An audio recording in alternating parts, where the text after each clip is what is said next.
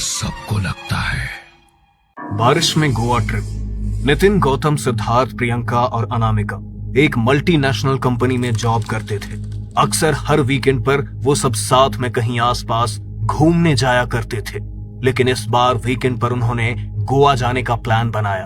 उनके लोकेशन से गोवा लगभग 4 घंटे की ड्राइव पर था। उन्होंने शाम को अपनी गाड़ी निकाली और गोवा जाने के लिए निकल पड़े, लेकिन रास्ते में ही तेज बारिश शुरू हो गई। तुम लोगों ने होटल तो बुक कर लिया ना? वरना पता है ना गोवा में इस टाइम पर रूम मिलना कितना मुश्किल है। ऊपर से ये बारिश, जल्दी पहुंच जाए तो अच्छा है, वरना अगर बारिश में गाड़ी बंद पड़ गई तो इतनी रात में यहाँ पर कोई मैकेनिक भी नहीं मिलेगा। हाँ, टेंशन मत ले, मैंने पहले ही सब ऑनलाइन बुक कर लिया है, और वो भी बिल्कुल बीच के किनारे। बस 15 मिनट में हम पहुंच जाएंगे। रात के लगभग 10:30 बजे तक वो गोवा पहुंच गए। आसमान में तेज बिजली कड़क रही थी और जमीन पर गिरती बारिश की बूंदों की वो आवाज रात के सन्नाटे में बिल्कुल साफ सुनाई दे रही थी। उन्होंने होटल में चेक इन किया। वैसे मेरा मन तो अभी बारिश में भीगने का कर रहा है। देखो, एंजॉय करने आए हैं तो चलो ना, बाहर चलकर एंजॉय करते हैं। इस बारिश में तुम ही लोग एंजॉय करो, मैं और अनामिका तो सोने जा रहे हैं। नहीं सर, यहाँ पर अंधेरा होने के बाद ज्यादा देर बाहर रहना ठीक नहीं है।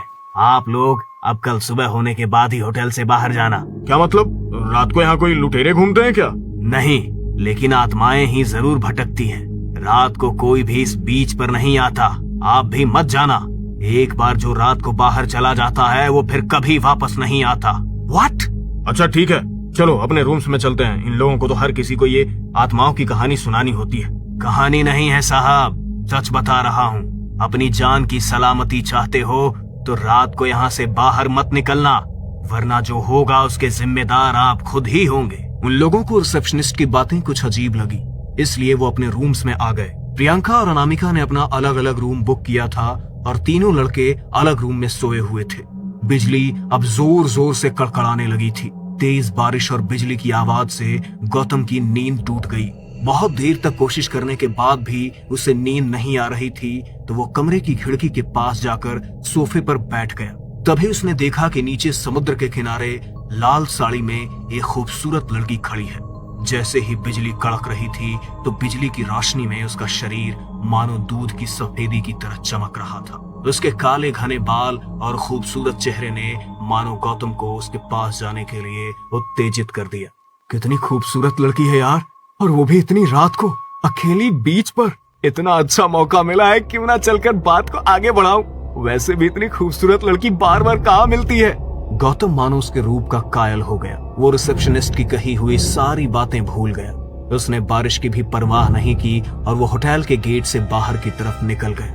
बारिश इतनी तेज हो रही थी कि एक पल में ही वो पूरी तरह भीग चुका था, लेकिन अभी भी वो लड़की समुद्र के किनारे ही खड़ी थी। गौतम जल्दी से उसके पास गए। वैसे बारिश बहुत तेज हो रही है, लेकिन इतनी तेज बारिश में आप अकेली इस बीच पर क्या कर रही हैं? इस तरह बारिश में भीगोगी तो बीमार हो जाओगी। मैं सामने के होटल में ही रुका हूँ, आपके लिए भी एक रूम बुक कर देता हूँ। उस लड़की ने उसकी बात का कोई जवाब नहीं दिया और बड़े ही अजीब तरीके से मुस्कुराई, जैसे तो वो खुद ही गौतम के साथ दोस्ती का हाथ आगे बढ़ाना चाहती हो। तभी जोर से बिजली कड़की और कमरे में सो रहे नितिन की भी नींद टूट गई।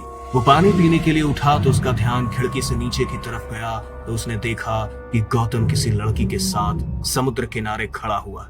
वाह भाई गौतम, मजे तो तेरे ही हैं, सब फायदे अकेले अकेले लेना चाहता है। नितिन अजीब तरीके से मुस्कुराया और वो भी नीचे की तरफ चला गया। तभी उसने देखा कि गौतम उस लड़की के साथ उसके पीछे पीछे जा रहा है। अच्छा, लगता है बात कुछ ज्यादा ही आगे बढ़ गई है, मगर कोई बात नहीं। बात अगर तेरी आगे बढ़ी है तो मैं भी आगे बढ़ाऊंगा। तुझे अकेले तो जाने नहीं दूंगा बेटा। नितिन छिपते छिपते उनके पीछे चल रहा था। वो लड़की गौतम को एक झोपड़ी की तरफ लेकर गई। वहाँ एक बिस्तर लगा हुआ था और खाना बनाने का थोड़ा बहुत सामान था। नितिन झोपड़ी की खिड़की से अंदर की तरफ झांक कर देख रहा था। उस लड़की ने किचन की दराज से दारू की एक बोतल निकाली और 2 ड्रिंक बनाए। उसने एक ग्लास गौतम को दिया और दूसरे ग्लास को अपने होठों से लगाकर गट गट करके एक ही घूंट में ग्लास को खाली कर दिया। उसकी मदहोश आंखें अब गौतम को ही देख रही थी। गौतम ने भी जल्दी से घूंट घूंट करके ग्लास को खाली कर दिया। वो लड़की की ओर बढ़ा, लेकिन जैसे ही उसने उसे छुआ तो अचानक उसका भीगा हुआ कोमल शरीर मानो जैसे गलने लगा और उसके पूरे शरीर पर कटे हुए निशान बन गए। गौतम ने जैसे ही उसके चेहरे की तरफ देखा वो पूरी तरह बदल चुका था। उसका जो चेहरा थोड़ी देर पहले खूबसूरत चांद की तरह दिखाई दे रहा था अब किसी भयानक डायन के जैसा दिखाई दे रहा था। ये देखकर गौतम के होश उड़ गए। वो उसे धक्का देकर वहां से भागने लगा, लेकिन तभी उसने पीछे से गौतम पर हमला कर दिया और अपने पैने नाखून उसके शरीर में गाड़ दिए। गौतम कुछ देर तक बुरी तरह चिल्लाया।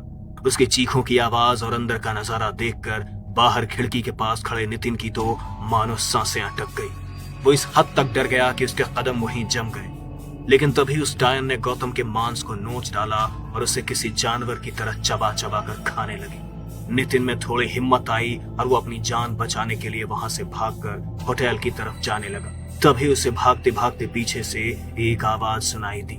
अरे सुनिए तो, मैं यहाँ पर रास्ता भटक गई हूँ। क्या आप मुझे मेरी मंजिल तक पहुँचने में मेरी मदद कर सकते हैं? नितिन पहले ही डरा हुआ था, लेकिन उसे लगा कि सच में किसी को उसकी मदद की जरूरत है, इसलिए वो रुका और पीछे मुड़ा। लेकिन जैसे ही उसने पीछे मुड़कर देखा तो उसके पैरों तले से जमीन खिसक गई, क्योंकि उसके सामने वही भयानक चेहरे वाली डायन खड़ी हुई थी, जिसके मुंह से अभी भी गौतम का ताजा खून टपक रहा था। देखो, मैंने कुछ नहीं किया, प्लीज मुझे जाने दो, मैं मरना नहीं चाहता।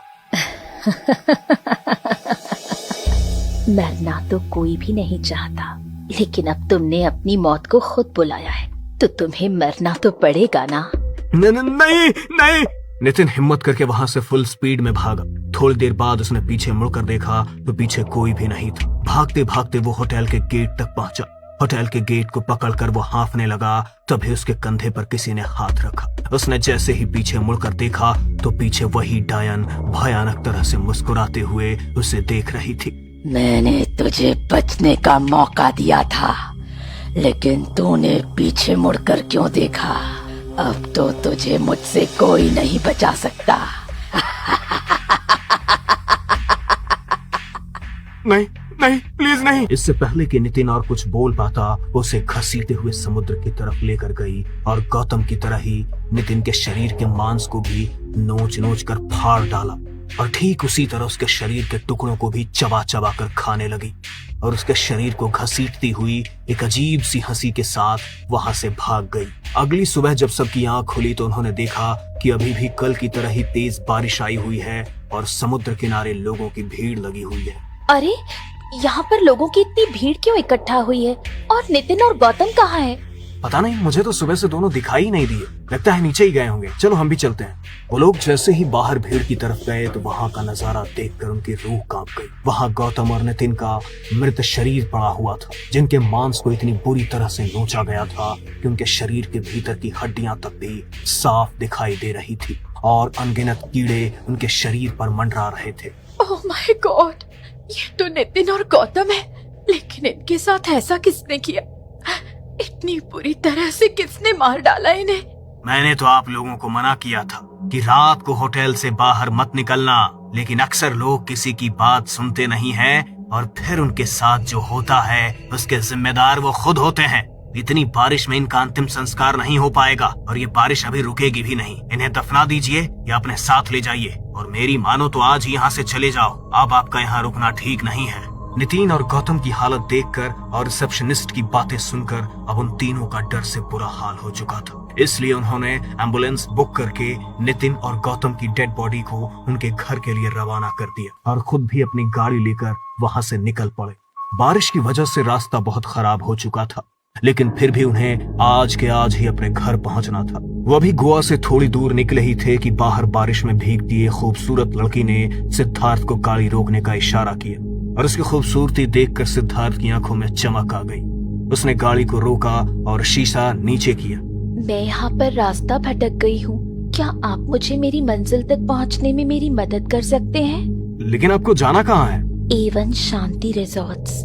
उस लड़की ने जैसे ही ये बात बोली तो सिद्धार्थ के पसीने छूट गए।